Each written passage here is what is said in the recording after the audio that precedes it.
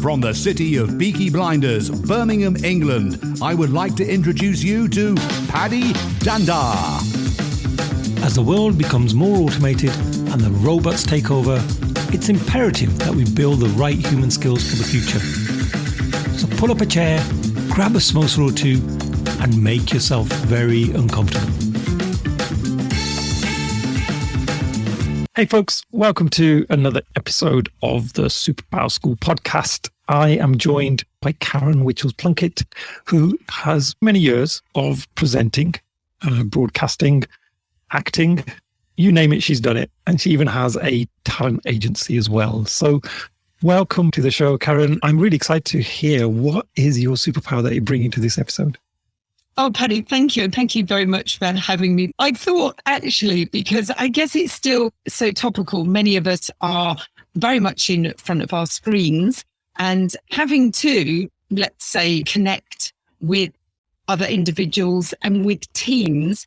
So my superpower is getting over that fear really of being in front of the lens and learning to enjoy it. If you've got a presentation to do or if you've got a pitch to do, perhaps I can give a little bit of insight and some little tips and hints that might help some of your viewers and listeners. People just say, oh, I hate the sound of my own voice. I hate what I look like on camera. So I was trying to flip that and think, well, actually, really, is this about you, in fact?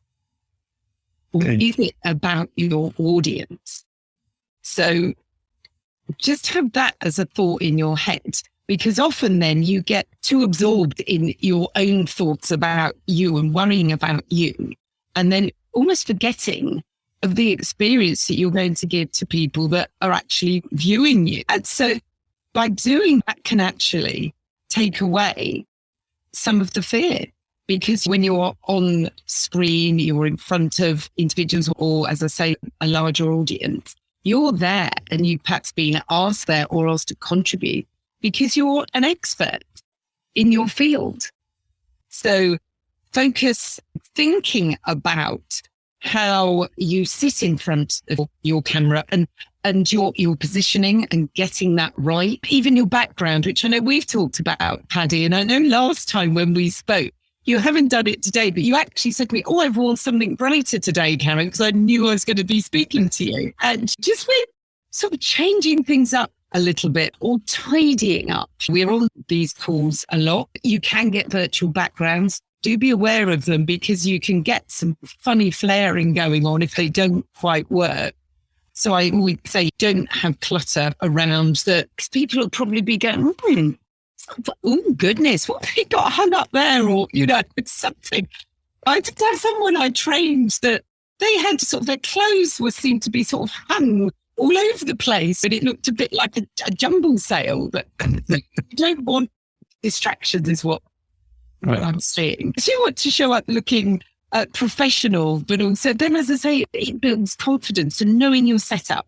So other things that are really simple is getting the height right of your sort of shot area, if you like, but not being sort of too low and down here, but not so that you're looking up at your screen. You can hear what's happening to my voice because I'm looking up. Playing around, and if you've got a laptop or even if it's a desktop that you may need to rise up, you can put some folders underneath or books underneath. You may have a riser, which I've got a laptop riser.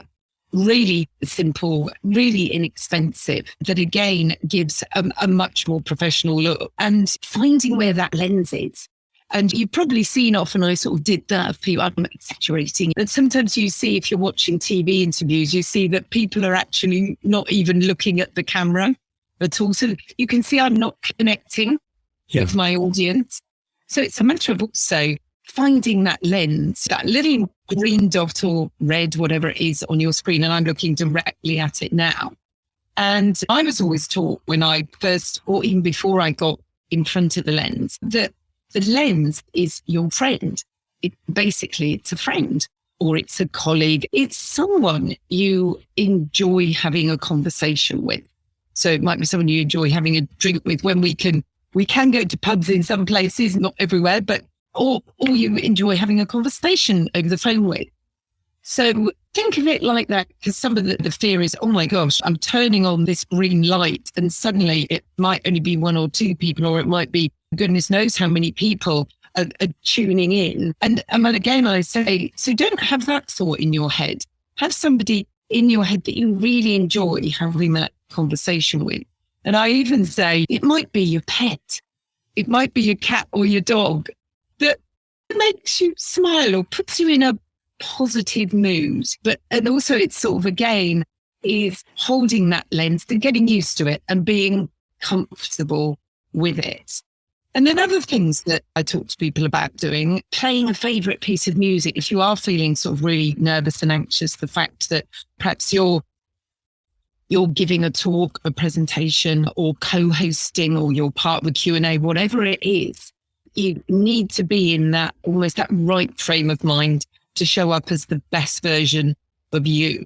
And it's finding for you what works to really give you that confidence. So is it playing a favorite piece of music of yours that you really enjoy? Or is it looking at some photos that bring back brilliant memories? Sometimes I'll say, perhaps even put a picture, stick it up behind your lens of someone you enjoy having that conversation with, or even draw a smiley face. I know a lot of us, we're sat at home and we're wearing casual clothes maybe, but maybe make that extra effort. And even if you do wear your tracksuit bottoms that people can't see, it's all dress up top. I don't know if you are a tracksuit bottom. I got some joggers on, yeah. Sometimes I say to people that maybe do go the full way and put a smart pair of shoes on, or your favourite pair of shoes. See how that makes you feel. So those are some tips to, let's say, help you get in the right frame of mind, as well as thinking about a bit about your tech. And also, I know many of us are still at home, and lighting is really key. I'm very fortunate, I've got a window that I'm facing, which you have to check the time of day. It is a little bit dull today, light does change. But if you can set up in front of your window, great, because that can give you brilliant natural light, and then that can be enough. But if not, have a look again online at the simple little bits of kit you can get, as a simple light a ring light being put behind your computer that will enhance, from thinking of the viewer's point of view again. And you talked about a gentleman before that the screen was very blue. For whatever reason, there may have been a glitch at that point, but was there something he perhaps could have done with his lighting that may have helped?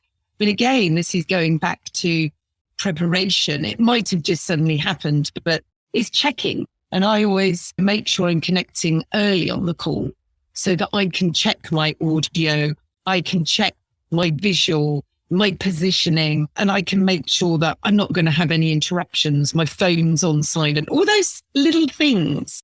Aside from that, rehearse. If it's a long session, obviously you can't keep rehearsing the whole thing, but make sure that first time you're seen, how you show up, and then the first time you're heard, it takes a few seconds for people to form an opinion, only a few seconds. And so from when you, as I say, show up and then you first start to converse, you need to grab the audience. So you need to, even if it's a matter of learning, let's say, that introduction, those first few sentences, really have those in your head. There are very few people who can just shout and talk and be confident with that and deliver information that's interesting, engaging, and that people, you don't waffle on. So that's why I say those first sentences really important. Have those, I like to say, have those nailed, right. Because then you can use that time and again and adapt it and do some very simple breathing to center yourself, to calm things down. Nerves can run away with us, but we can then sort of use those nerves to our benefit, but just have that moment. Do you want to have a moment, Paddy? Oh, yeah, why not? Why not? A little moment to come on, then let's do it. Just do it. It's a very simple moment. So just going to ask, well, everyone really, to sit where they are just put your feet flat on the floor so they're grounded.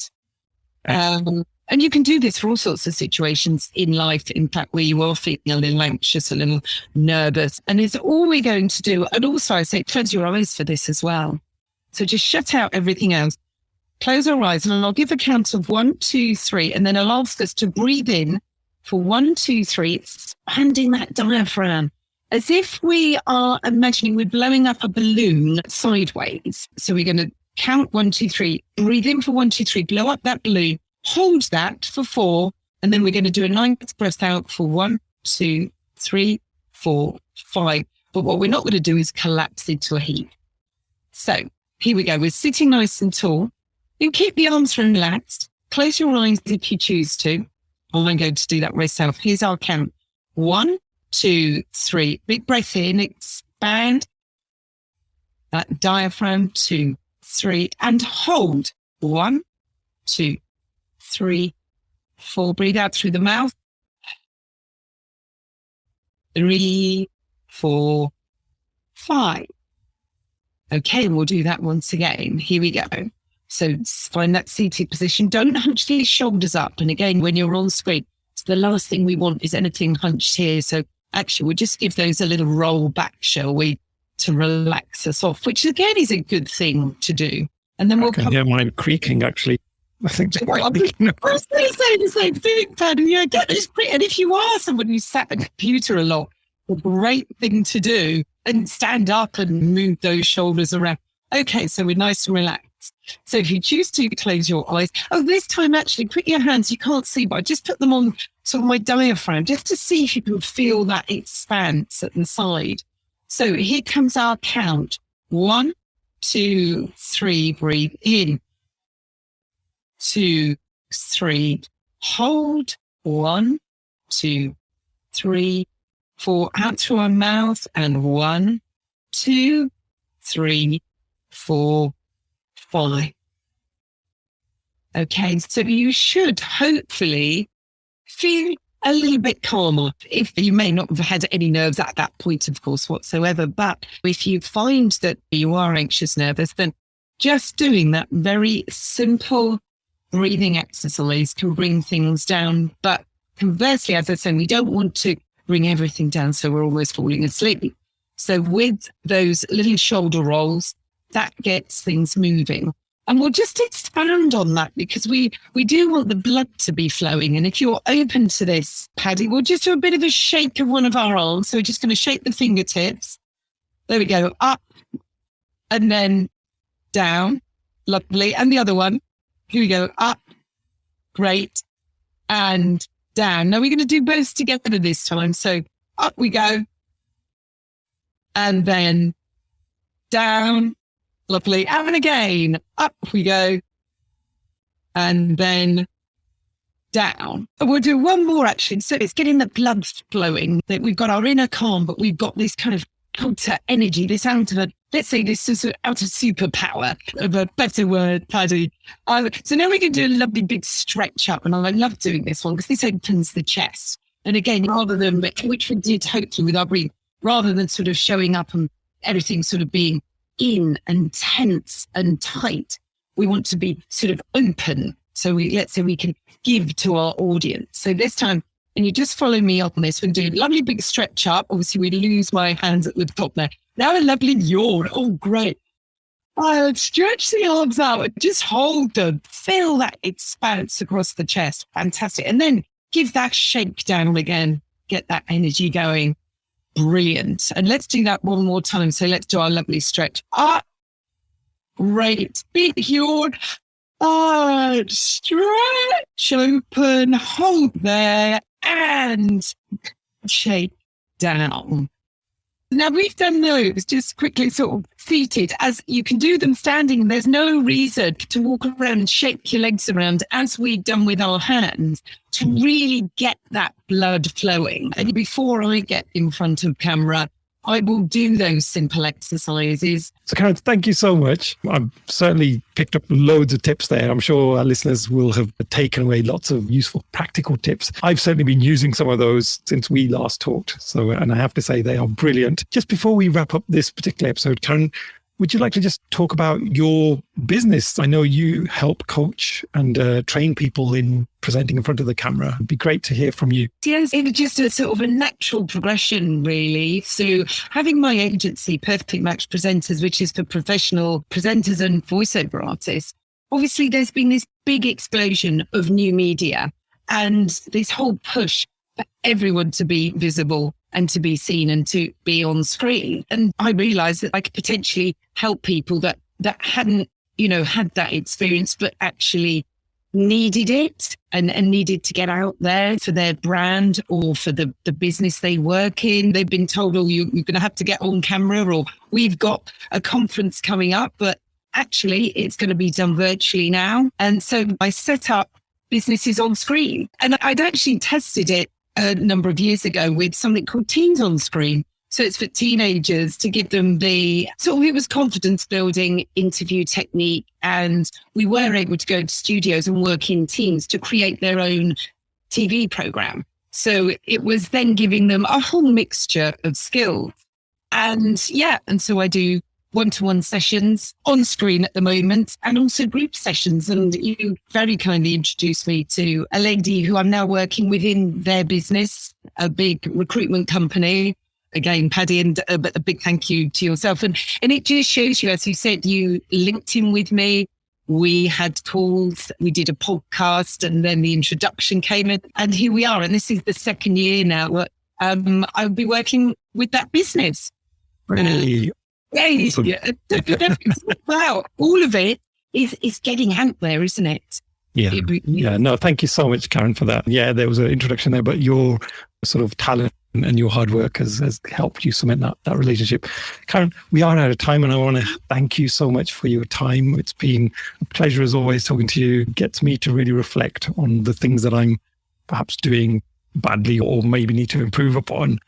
Forgot to wear the bright top today, but I'm sure there's lots of other improvements as well. But thank you so much for taking your time out today and joining us.